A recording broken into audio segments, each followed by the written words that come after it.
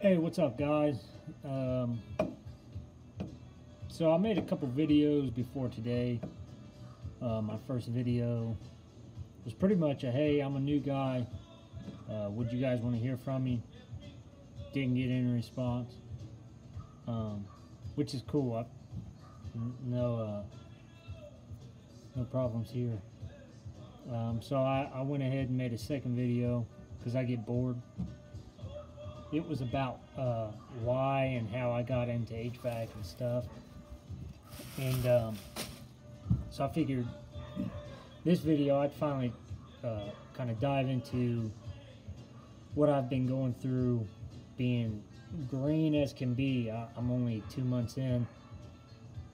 Actually, a little less than 2 months, but anyways. So my first, 6 or 7 weeks being a HVAC installer. So yeah, I started almost 2 months ago. When I first interviewed with the company that I'm at, I told them I wanted to be a service tech because in tech school they focus more on critical thinking and the service aspect of HVAC, and that really that really grabbed me and pulled me in, and I was extremely focused, and I liked every bit about tech school. There wasn't a part of tech school I didn't like. So I interviewed and I wanted to be a service tech. Well, they told me, they said, well, we're hiring for an installer. And me being me, I was like, hell yeah, man, fucking sign me up. Anything else I can learn in this trade, I'm taking the handlebars and I'm riding. So I told them, yeah, I said, that's totally fine with me. I'm more of a critical thinker. I like to figure out problems and solve them. That's a huge gratification to me, is something's broke and you fix it. That's pretty cool to me. But I figured if I took this job as an installer, that would just further my knowledge. What little knowledge I have, it furthered my knowledge. Sorry, that might be a little too loud. That's country music, baby. That's Luke Combs, 1 2 minute. I usually listen to old school country, but this Luke Combs dude, he's pretty fucking good. But yeah, so I took this job as an installer, and it's been great. It's been awesome. I really enjoy going to work. I don't wake up in the morning and I don't say, fuck man, I gotta go to work. It's like, I wake up in the morning, I'm like, hell yeah, what are we doing today? So I started in August. And the guy, our lead installer, he's kind of taken me under his wing. He pretty much showed me the outdoor unit. He laid it out for me. He said, hey, since you're brand new, he said, I know you've got some knowledge, but he's like, we're going to start you out from basic, from step one. He's like, we'll start you out at the outdoor unit. I'll teach you this. And then once you get good at doing the outdoor unit, we'll move you inside. We'll start doing furnaces and indoor coils and flue pipes and condensate drains and all kinds of stuff. So really the first month I was doing it, I was doing outdoor units. And for the new guys, I know there might be some older guys watching this, but hopefully, newer guys are learning from me, kind of prepping them for what they're going to go through. The outdoor unit is just the condensing unit outdoor. It's what you see outside of your house. Before I joined this trade, I drove by it, and or I'd be outside at somebody's house and I'd see the air conditioning unit, not even think twice about it. But now I know it's the condenser.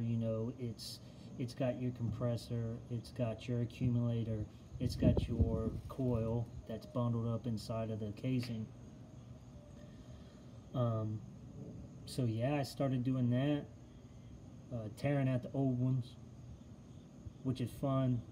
I like evacuating the system. I like cutting lines. I'm just weird, man.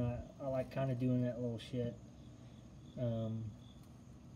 You know, and taking the old disconnect off and installing a new whip. So yeah, you take off the old unit. You throw it in the back of your van because it's pretty much garbage. You're gonna take it to your shop, or if you're doing your own thing, you're gonna take it to the scrap yard and you're gonna get some money off of it.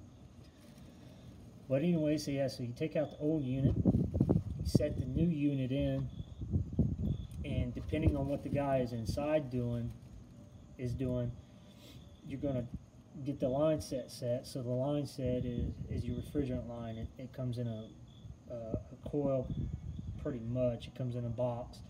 It's wrapped up in a coil. You'll have your 3/4 line or your 7/8 line with your 3/8 line, and it'll all be in the same package. You'll set that out and you'll unroll it. Make sure you don't kink it. You'll unroll it and then you'll run it through the house, whether it be up through chases in the house or through the crawl space, which isn't the funnest part of the job, but I still have a good time doing it because, you know, you're getting down and dirty. You still feel like you're doing something. So you run the line set out to the outdoor unit. And then that's when you'll have to have a little finesse. You'll have to have tube benders and stuff. And so you'll bend that stuff up and you make it look real pretty, because honestly, man, the customer, from what I've seen in my first 2 months, the customer likes when stuff looks good. Just because it works perfect. Just because it works good don't mean that the customer is going to be happy. You got to make it pretty, you know. Straight lines, uniform lines, like your suction line and your liquid line, if they're running kind of in the same manner and then they're coming out to the outdoor unit, fucking crisp. That's gravy. So you get all that stuff bent up, and then your filter, your dryer, you'll have to get that situated into where how you're going to run your line set. And then that's when you come into brazing. I was pretty lucky. I've got somewhat of a welding background, so brazing comes kind of easy to me. I'm by far not good at it, but I'm not uncomfortable doing it, and I can do it pretty quick, and it looks decent. It's not horrible, but I'll get better. So yeah, you'll braze in your line set and stuff like that, and then after that, usually once you have your outdoor unit set and you've got your line set brazed in, that's when you go inside. And this is just me. You guys probably or maybe work differently than I do. You braze your set in, and I go in and I make sure that the indoor coil guy is brazed in. So then I'll pump it full of nitrogen, and I put about 50 psi in there, just as like a preliminary test. And then after I kind of fill the joints and stuff, and my indoor guy fills his joints, then I'll throw 250 in there, and then we'll use soapy bubbles.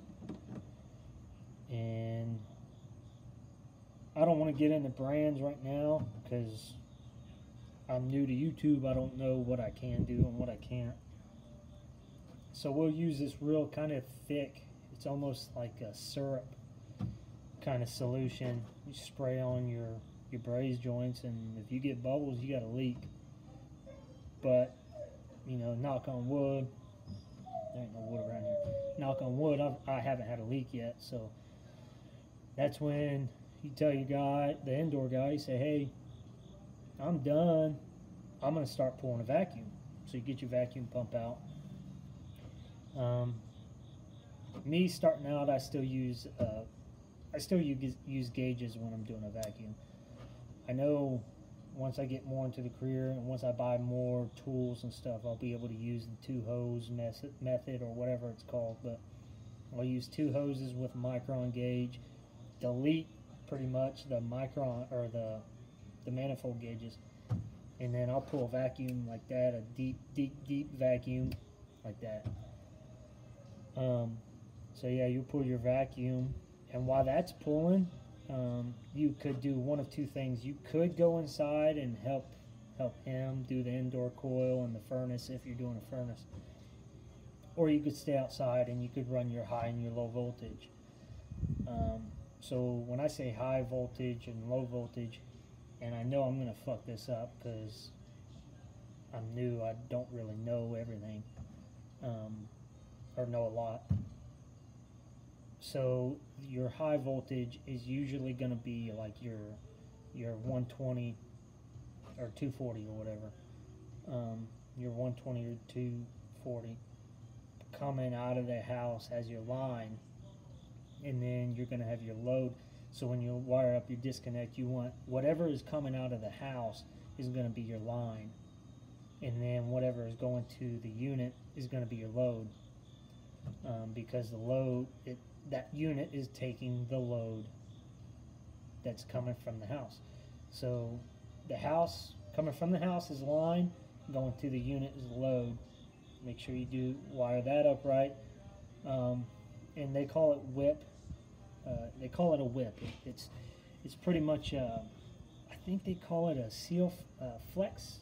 No, not flex seal, but like a something seal. And pretty much it is just a weatherproof gray flexible tubing that your wires go into, and it connects to your unit. So then you'll connect your unit, and then your low voltage is going to be your thermostat wire, which is only like,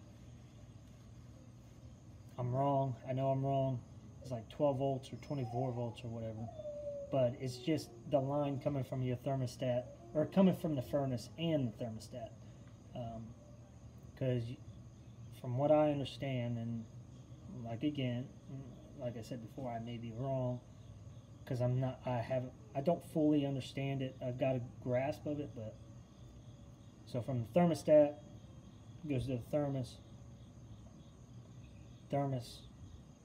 to, or I'm saying thermos, I meant furnace to the outdoor unit. So pretty much you'll have to get with your indoor guy and say, hey, what wires are you using on your T-stat wire, thermostat wire? And he'll say red and white, and that's all you got to do. You got to wire up, and they'll be in the outdoor unit. Once you take your plate off, you'll see two. So far what I've seen is like a yellow and a brown wire with a blue, a yellow with a brown stripe and a blue with a yellow stripe. And they're usually braided copper inside of the insulation. So you'll take your red and white and you'll wire them. It doesn't matter what you wire them to, because from what I've been told, you're just completing a circuit. So it doesn't matter how you put those together. You know, blue and yellow to red and white, or yellow and blue to white and red. It don't matter. You just get those on with a wire nut, pop, you're done. So now you got your line set brazed in. You got your high and low voltage wired up. Outdoors done. Now this is where I've had a lot of fun in my first 2 months doing it, you know, because I'm still learning. But I would say the biggest problem that I have faced in my first 2 months doing primarily outdoor units is bending copper, and making it look good. because I'm not the kind of guy that's just gonna make it work. I like to make it look good because, you know, I feel like that's what the customer's looking at. So if it looks shitty, to me it's no good. So bending copper has really been my biggest struggle, and I still haven't gotten it down. You know, I've made some stuff look pretty good, but it could have looked better if somebody else was doing it. But as far as what for me, I kind of did what I could. Didn't look bad. It's just obviously I know I'm gonna get better. So yeah, I'd say for like if you're a new installer, focus on bending copper, man. That's because it can be a pain in the ass, you know, trying to figure out different angles of which way you got to bend this, you know, 90 degrees or 45 or, you know, 37 degrees, you know. That shit don't go in your head. You're not thinking about degrees as you're not thinking about a 90 degree or a 45 degree. You're thinking about how the fuck to get that line set outside of the house to that unit. And another thing that I've learned is make sure your unit is set where you want it to be set before you bend your copper. There was one time where I bent my copper and I forgot that I had moved the unit for some reason. I had a long piece of copper that I was bending, so I moved the unit to get it out of the way so I can make, you know, my good angle that I wanted. And then I continued to bend the copper into that unit. I made it work. It didn't look horrible, but so then yeah, after you get bending copper down, I think that's the hardest part of installing an outdoor unit.